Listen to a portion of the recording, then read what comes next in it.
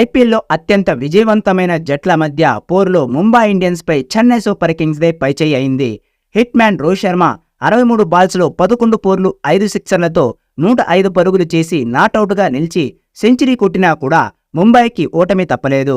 Mumbai వాంకడేష్ stadium వేదికగా జరిగిన IPL match cricket అభిమానులకు మంచి మజానిచ్చింది. Chennai super kings Mumbai Indians మధ్య జరిగిన మ్యాచ్ రసవత్త పోరును తలపించింది. చెన్నై సూపర్ కింగ్స్ 20 పరుగుల తేడాతో విజయ బేరి మోగించింది. హోరాహోరీగా పోరాడిన ముంబై ఇండియన్స్ పరాజయం బాట పట్టింది. ముంబై మాజీ కెప్టెన్ రోహిత్ శర్మ ఒంటరి పోరాటం జట్టును గెలిపించలేకపోయింది. రోహిత్ శర్మ ఈ సీజన్లో వ్యక్తిగతంగా తొలి సెంచరీ నమోదు చేశాడు. ముంబై ఇండియన్స్ బ్యాట్స్మెన్లు దూకుడుకు కళ్ళెం వేసిన Chennai super Kings bowler Matheesha Pathirana అద్భుతమైన బౌలింగ్తో 4 వికెట్లను పడగొట్టాడు.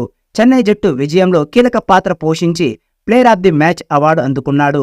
తొలుత బ్యాటింగ్కు దిగిన చెన్నై సూపర్ కింగ్స్ నిర్ణీత 20 ఓవర్లో 4 వికెట్ల నష్టానికి 206 పరుగులు చేసింది. కెప్టెన్ రుతురాజ్ గైక్వాడ్ 40 బంతుల్లో 5 ఫోర్లు 5 సిక్సర్లతో 69 పరుగులతో టాప్ స్కోరర్గా నిలిచాడు. యువ బ్యాట్స్మెన్ శివం దూబే 38 బంతుల్లో 10 ఫోర్లు 2 సిక్సర్లతో 66 పరుగులు చేసి నాటౌట్గా నిలిచాడు. రచిన్ రవీంద్ర 21 పరుగులు, డానియల్ మిచెల్ 17 పరుగులు నమోదు చేశారు. ఇక ఆఖరు ఓవర్లో బ్యాటింగ్కొచ్చిన చెన్నై సూపర్ కింగ్స్ మాజీ కెప్టెన్ మహేంద్ర సింగ్ ధోని ఆకాశమే అద్దుగా చెలరేగాడు. కళ్ళు చెదిరే సిక్సర్లతో అభిమానుల్ని ఆనందించాడు. హ్యాట్రిక్ సిక్సర్లతో స్కోరు బోర్డును పరుగులు పెట్టించాడు. కేవలం 4 బంతుల్లోనే 20 పరుగులు అందించి జట్టు స్కోర్ను 206 పరుగులకు చేర్చాడు. ఇక 207 పరుగుల లక్ష్యంతో బరిలోకి దిగిన ముంబై ఇండియన్స్ ధాటిగా ఇన్నింగ్స్ ఆరంభించింది. నిర్ణీత 20 ఓవర్లో లక్ష్యాన్ని ఛేదించలేక 6 వికెట్లను కోల్పోయి 186 పరుగులకే పరిమితమైంది. రోహిత్ శర్మ, ఇషాన్ కిషన్ అద్భుతమైన ఆటతీరుతో పరుగుల ప్రవాహాన్ని పారించారు. ఇషాన్ కిషన్ మంచి షాట్ కొట్టే ప్రయత్నంలో శార్దుల్ ఠాకూర్కి క్యాచ్ ఇచ్చి పెవిరించి బాట పట్టాడు. ఇక 15 బంతుల్లో ఎదుర్కొన్న ఇషాన్ కిషన్ 3 బౌండరీలు 1 సిక్సర్తో 23 పరుగులు అందించాడు. స్టార్ బ్యాట్స్మెన్ సూర్యకుమార్ యాదవ్ క్రీజ్లోకి రాగానే ఎదుర్కొన్న తొలి బంతినే సిక్సర్గా మలిచే ప్రయత్నంలో ముస్తఫిజుర్ రెహమాన్ అద్భుతమైన క్యాచ్ అందుకోవడంతో పేరిన్ బాట పట్టాల్సి వచ్చింది. ఆ తర్వాత క్రీజ్లో వచ్చిన తిలక్ వర్మ రోహిత్ శర్మతో కలిసి ఇన్నింగ్స్ను చక్కదిద్దారు.